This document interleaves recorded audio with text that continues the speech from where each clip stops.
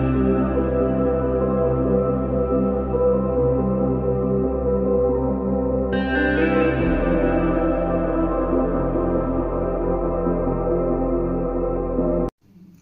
అండి, very good morning.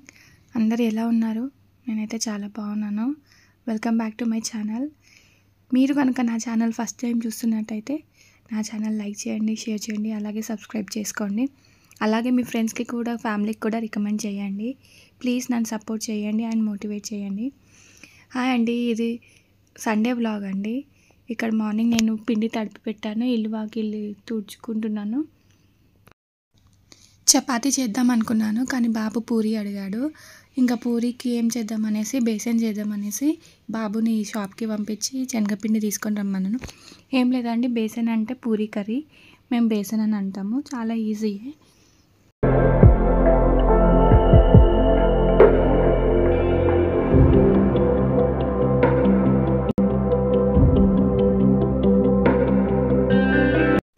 బేసన్కి కావాల్సినవి ఉల్లిపాయలు, క్యారెట్, పొటాటో, ఇంకా పచ్చిమిర్చి, కరివేపాకు, కొత్తిమీర, అంతేనండి. చాలా సింపుల్. ఇవన్నీ ఫస్ట్ మగ్గించుకొని తర్వాత బేసన్ వాటర్లో, శనగపిండి వాటర్లో కలిపేసి మనం దాంట్లో వేస్తే అంతే అండి, అయిపోయినట్టే. చాలా quick and easy recipe and taste కూడా ఉంటుంది. ఒకసారి ట్రై చేయండి. మీరు ఎప్పుడైనా చేస్తారా ఇలా? కమెంట్ బాక్స్లో షేర్ చేసుకోండి.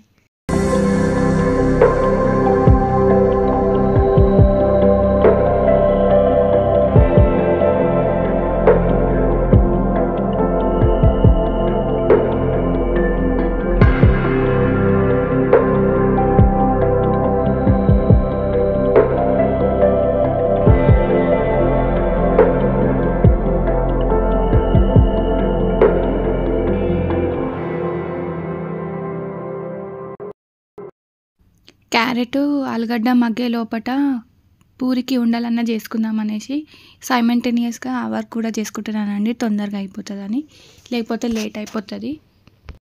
ఇక్కడ నేను యూజ్ చేసిన పిండి మాత్రం ఇంట్లో చేసిందేనండి. గోధుమలు తీసుకొచ్చి వాటిని కడిగి ఆరబెట్టి గిన్నెకి పట్టించాము.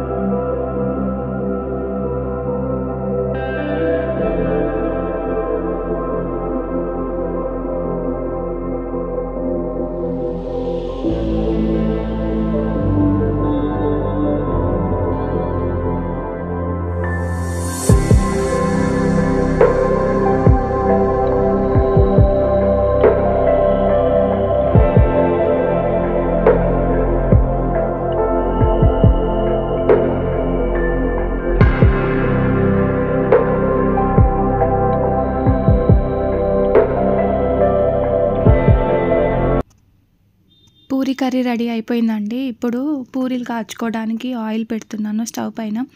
అలాగే వాటర్ కూడా పెట్టాను పిల్లలకి స్నానాలకి. ఇంటి పని ఎంత తొందరగా ఫినిష్ చేసుకుంటే అంత మంచిదండి. మన మైండ్ కూడా బాగుంటుంది, స్ట్రెస్ ఉండదు.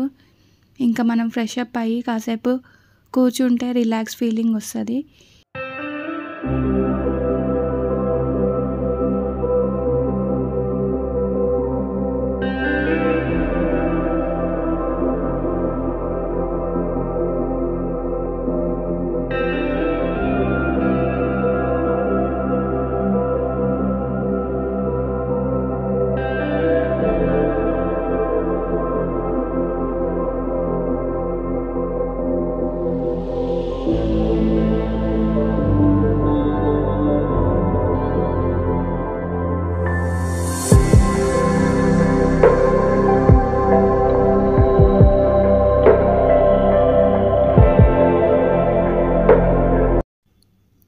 వాళ్ళకి ఇష్టమైనవి చేసినా కానీ కూడా పిల్లలు చాలా తినడానికి మొండికేస్తారు.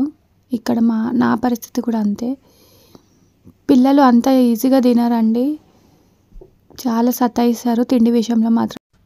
ఇద్దరు ఫుడ్ తినేసరికి గంట అవుతుందండి. డైలీ ఇదే అలవాటు చేస్తున్నాను మెల్లమెల్లగా, వాళ్ళది వాళ్ళు తినేటట్టు చూడాలి.